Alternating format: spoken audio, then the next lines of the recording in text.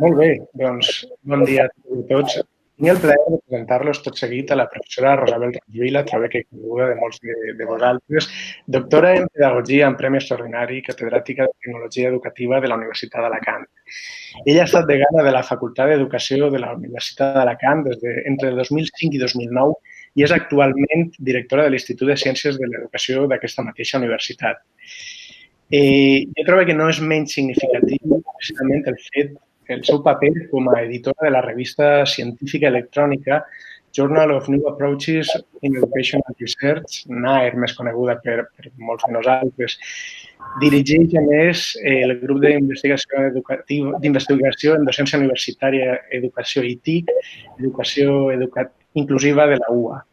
La seva línia d'investigació se centra en el camp de les tecnologies de la informació i la comunicació aplicades a l'educació i en aquest context és que ha escrit més de 200 publicacions científiques sobre el tema. Ha dirigit a més 12 tesis doctorals i ha participat en diversos projectes d'I+D+I nacionals i internacionals, així com en comitès editorials científics.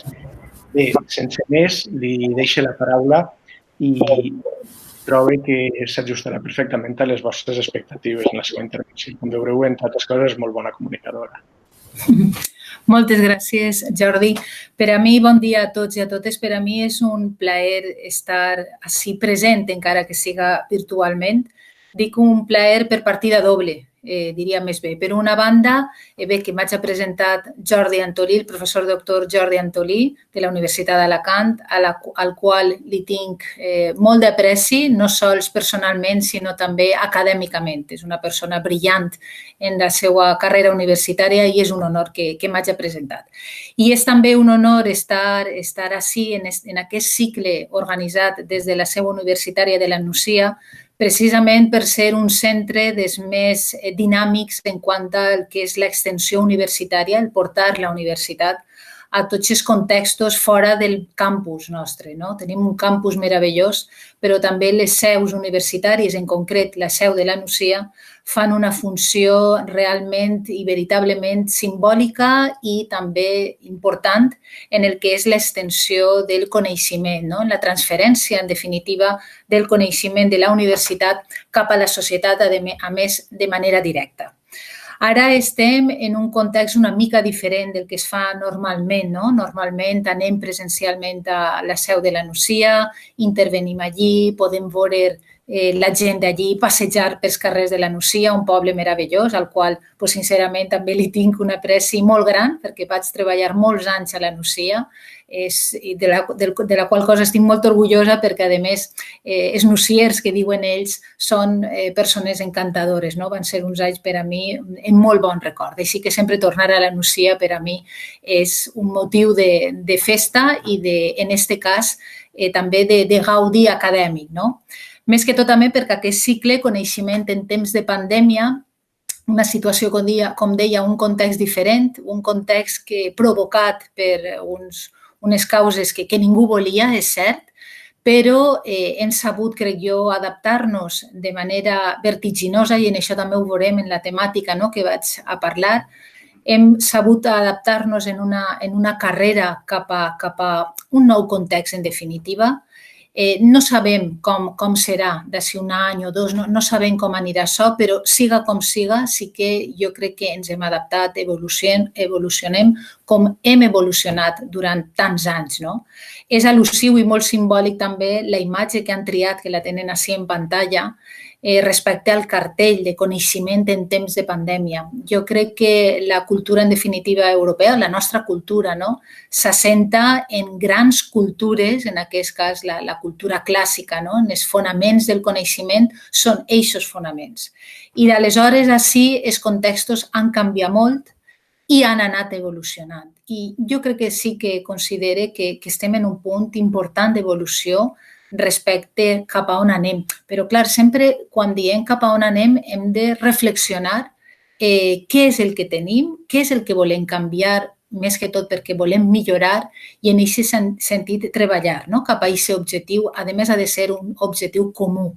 Per tant, ara no són moments del teu i el meu, sinó simplement jo crec que coordinar-nos en tots els aspectes, també en educació, que és de la qual cosa parlaré, i veure cap a on volem anar. I és un moment de reflexió, com deia. Anem a reflexionar, doncs. El títol de la meva ponència, com veuen, és Educació en temps de pandèmia.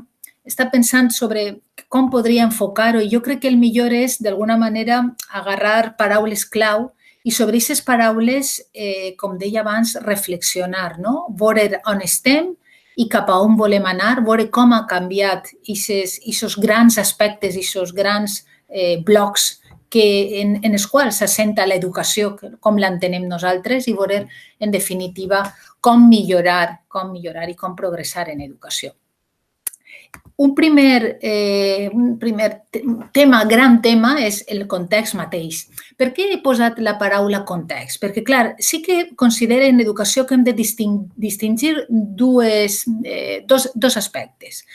Per una banda, el context en el qual hem estat més immediat. Ara en concret, estem acabant un curs acadèmic, el 2019-20, I aquest moment l'han anomenat d'emergència a tots els nivells. I és així, és en educació un moment d'emergència. Què vol dir això? És important, perquè aquest moment d'emergència no serà el mateix que d'ací un any. Eixe ja no serà un moment d'emergència, ara sí.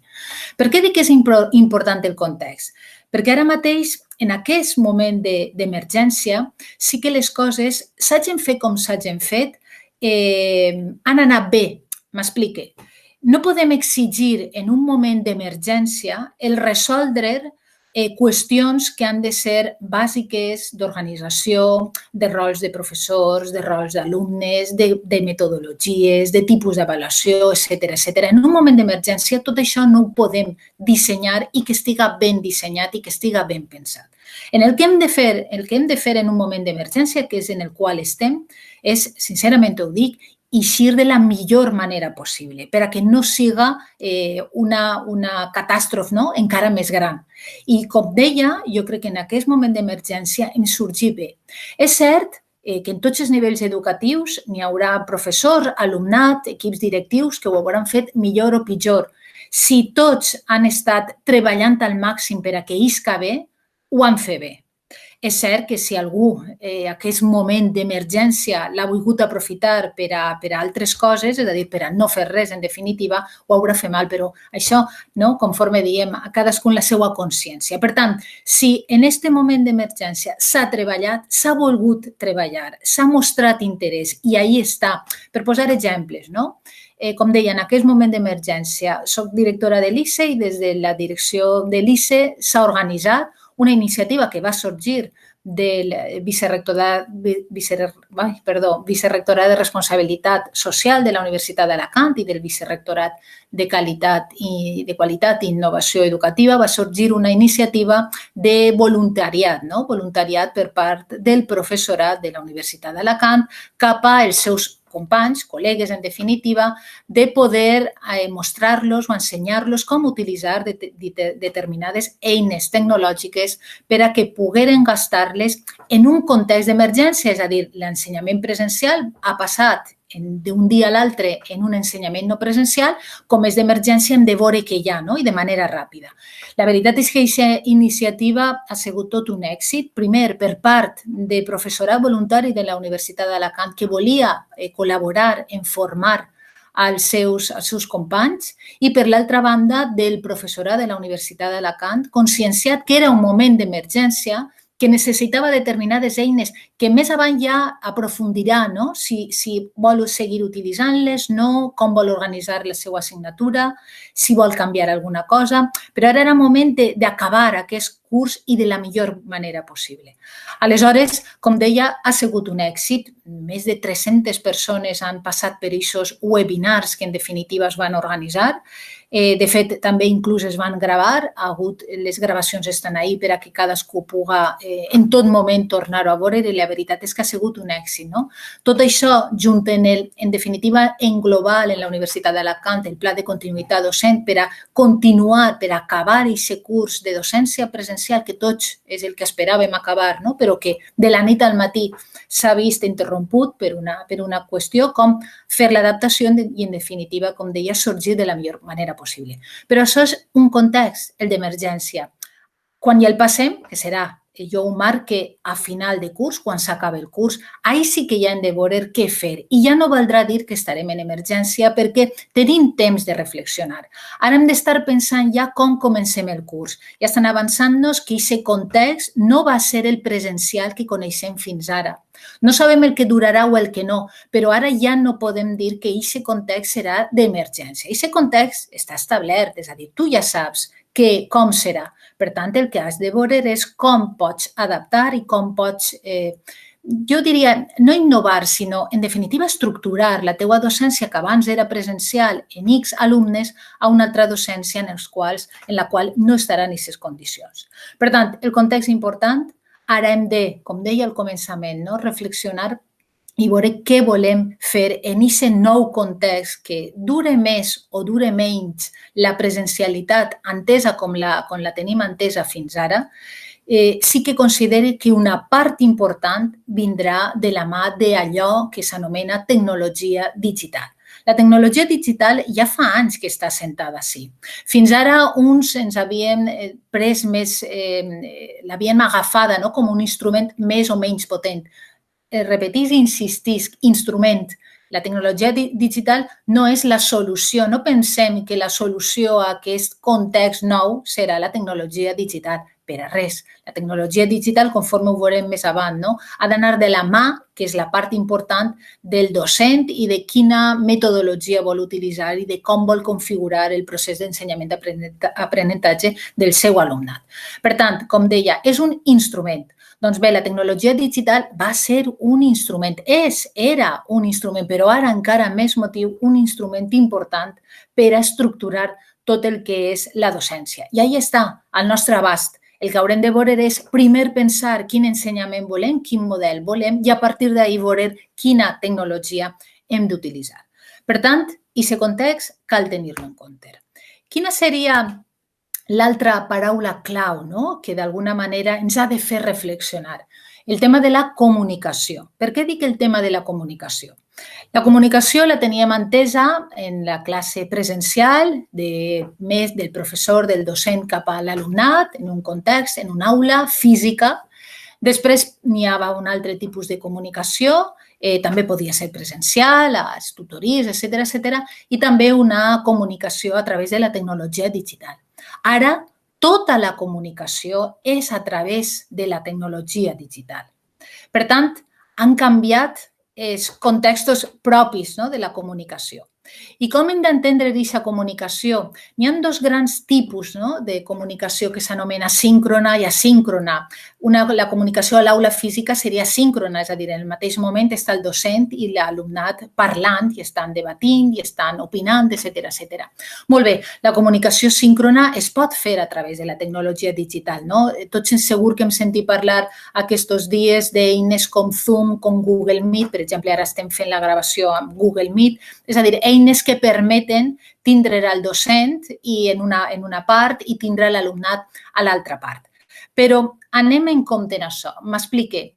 No podem pensar que la comunicació és simplement substituir el que fem a l'aula amb l'alumnat al que ara farem davant d'una pantalla. No és el mateix, és a dir, jo en definitiva estic parlant a una pantalla i l'alumne estarà veient una pantalla. No és el mateix que estar a l'aula, on hi ha un altre llenguatge, a més del verbal, i on hi ha interaccions que es poden fer no de la mateixa manera que aquesta, on si, per exemple, estàvem en un xat col·lectiu i jo potser hauria d'estar veient preguntes per si la gent estava no entenent alguna cosa, o potser potser la connexió no va, etcètera, etcètera. És a dir, n'hi ha noves condicions. Per tant, hem de tenir en compte aquesta qüestió i resoldre aquestes condicions. Però també una cosa important és que no sols hem de pensar en aquesta comunicació síncrona, com deia, per exemple, utilitzant Google Meet del docent i l'alumnat, en aquesta transmissió de continguts del professorat cap a l'alumnat conforme ho teníem entès fins ara. Jo crec que és moment de reflexionar si realment aquesta transmissió, és a dir, aquest u a molts, és suficient i ara damunt amb una pantalla o caldrà pensar en mecanismes de comunicació tots a tots? És a dir, una pregunta que lance, s'ha establert en alguna assignatura eines de comunicació per a que l'alumnat parli entre ells, que hi hagi aquesta qüestió de debat o de coordinació o de treball en grup? Segur que sí, alguna. Hem de pensar quina comunicació volem per a la nostra assignatura i, per tant, pensar en aquestes qüestions de no sols la lliçó magistral, sinó espais o moments de comunicació que permeten el que és molts a molts, fonamental. Per tant, la comunicació, important tenir-la en compte i quina comunicació volem.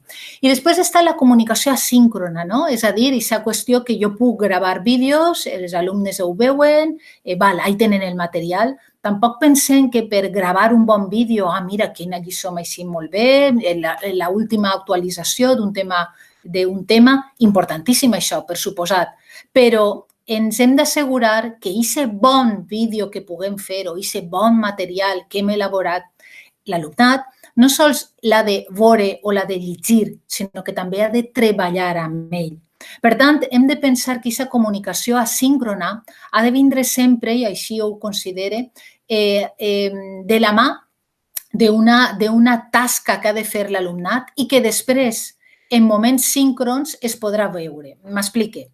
Tots hem sentit parlar del model Flip Classroom, no? El model Flip Classroom era aquell en què l'alumnat veia una sèrie de materials, de vídeos a sa casa, és a dir, alguna cosa així com el llegir i l'escoltar, i després a classe presencial treballava sobre aquests materials el que eren ja activitats pràctiques, no? Doncs bé, haurem de repensar una espècie de model de Flip Classroom virtual, és a dir, moments en els quals no fa falta que estiguem nosaltres, ahí està el material i està l'alumne, però pensar que no és sols deixar els materials i ja està, sinó treballar sobre ells, veure quines preguntes tenen, plantejar-los preguntes, veure dubtes. És a dir, en definitiva, aquesta pràctica que fèiem a l'aula l'hem de fer a través de la tecnologia digital.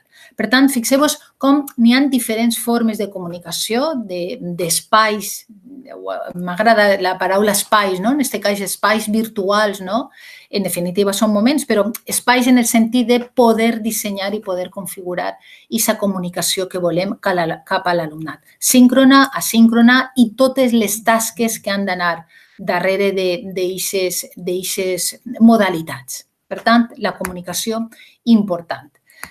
Més aspectes. Quin altre aspecte seria? Doncs el tema de la informació. Va lligat amb el que deia ja abans, és a dir, és moment de pensar si aquesta classe magistral és realment l'única font d'informació que volem cap al nostre alumnat. Realment és així? És a dir, en un món on està interconnectat per xarxes, on hi ha nuts, no?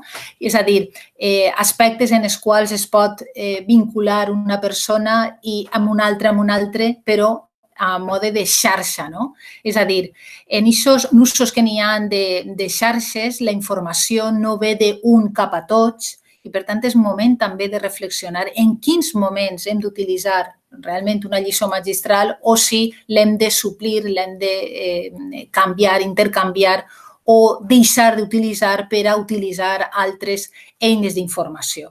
La xarxa està ahí i ara encara més a l'abast, no? Justament jo podria fer ara un escape i sortir de la diapositiva i poder entrar al coneixement del que anomena Pierre Levy, la intel·ligència col·lectiva.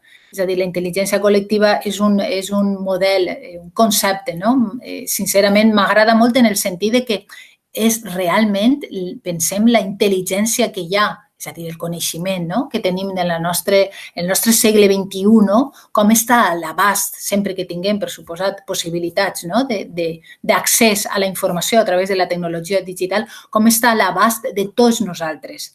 Pensem, per exemple, la imatge que teníem al començament de la cultura clàssica. Hi havia coneixement, per suposat.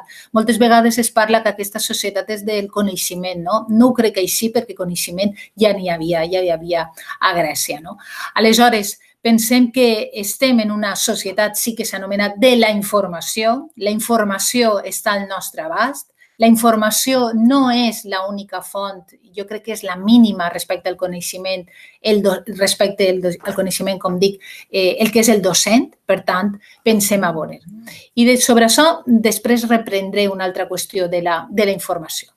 Per tant, important pensar ara, quan ja estem passant aquest moment d'emergència, pensem en aquest nou moment o en aquest nou context, quina estructuració d'informació, quina informació, quines fonts d'informació, quines vies d'informació, què fem amb la informació, llegir, escoltar, això ja és la base, però l'hem d'oblidar, s'ha de sintetitzar, s'ha de resumir, s'ha de crear, s'ha d'intercanviar, s'ha de transmetre informació. Per tant, pensem tot això com ho fiquem en la nostra assignatura respectiva.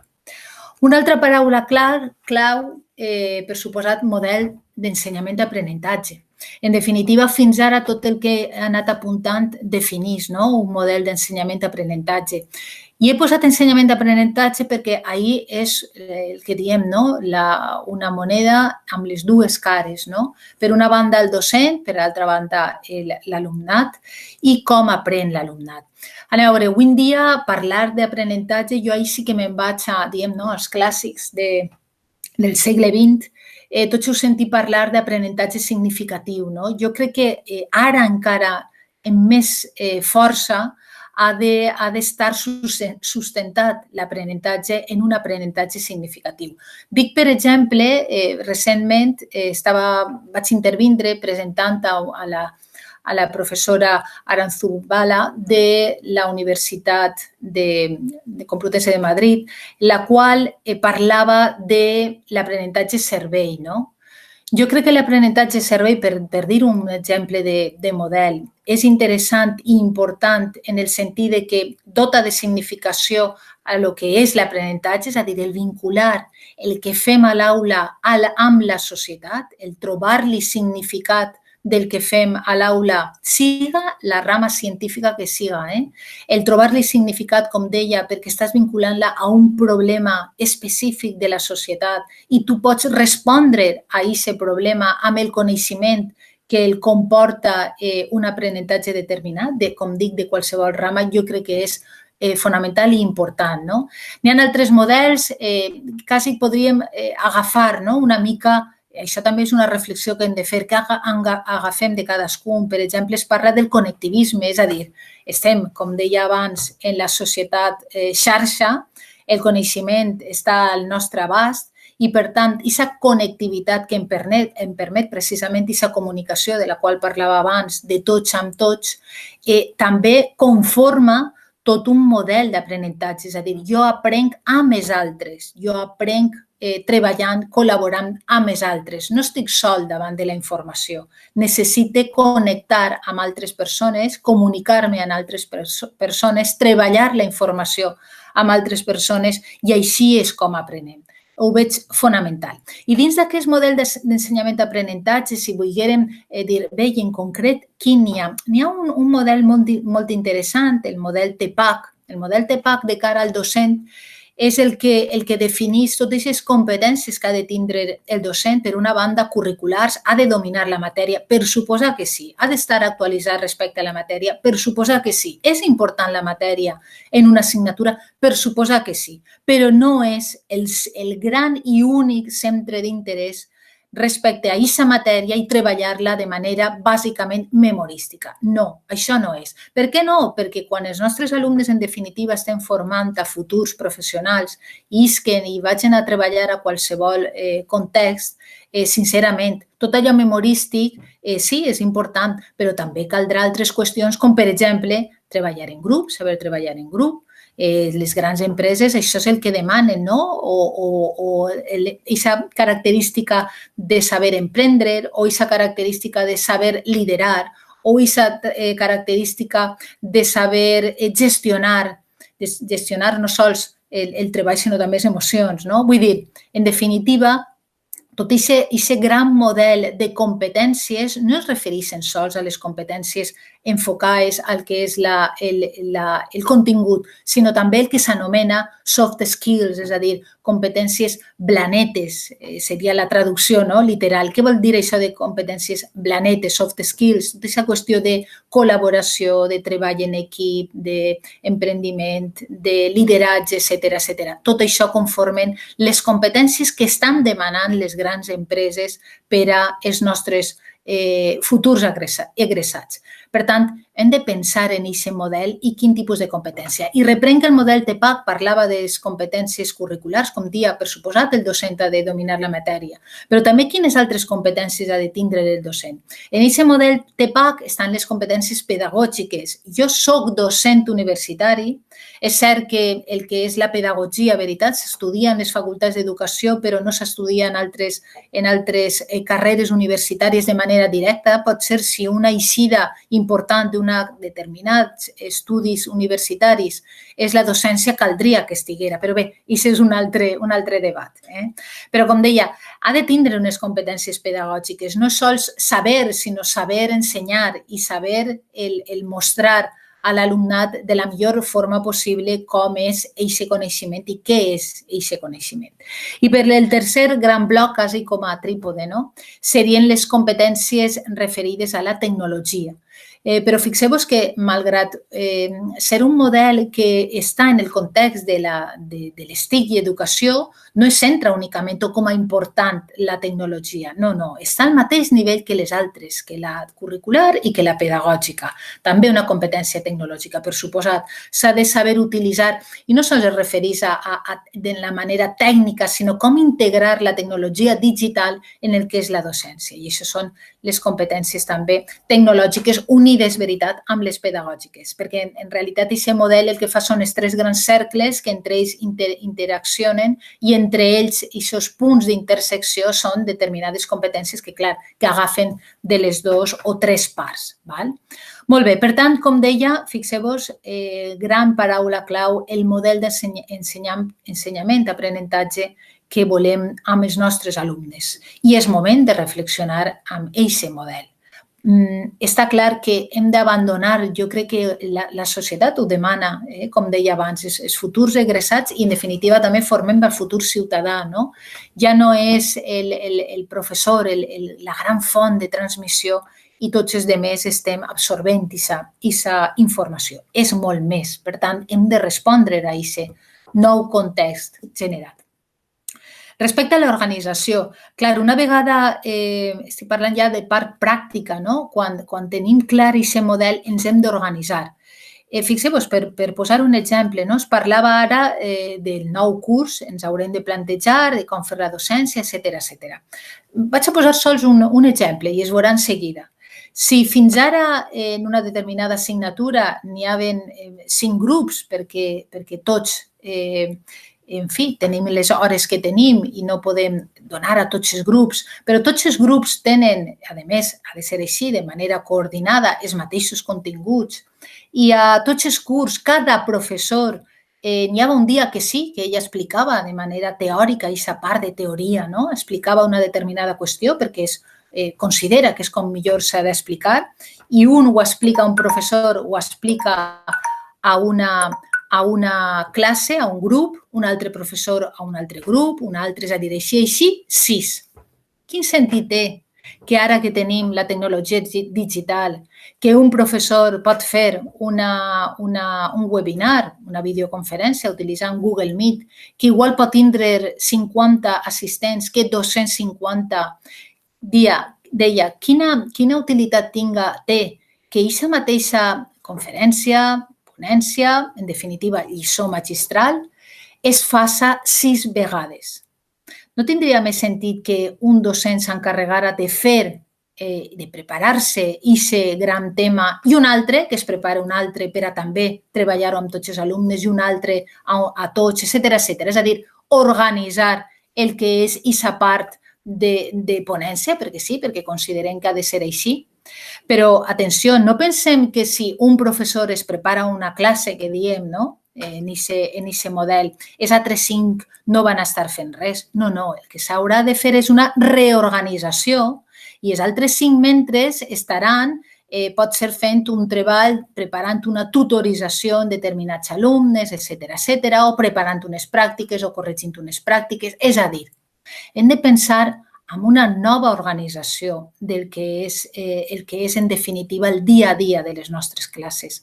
No estem ara en la divisió, en la distribució total d'alumnat per aules, sinó que haurem de pensar. I per posar un altre exemple, deia un professor, imaginem-nos, de la Universitat d'Alacant fent aquesta lliçó magistral. També podria donar-la a un professor de la Universitat de Sevilla perquè és el màxim especialista en una determinada matèria, no? O un professor de la Universitat d'Oxford perquè és el que ha tret l'última gran innovació en una font, el que siga. Pensem en aquesta nova organització.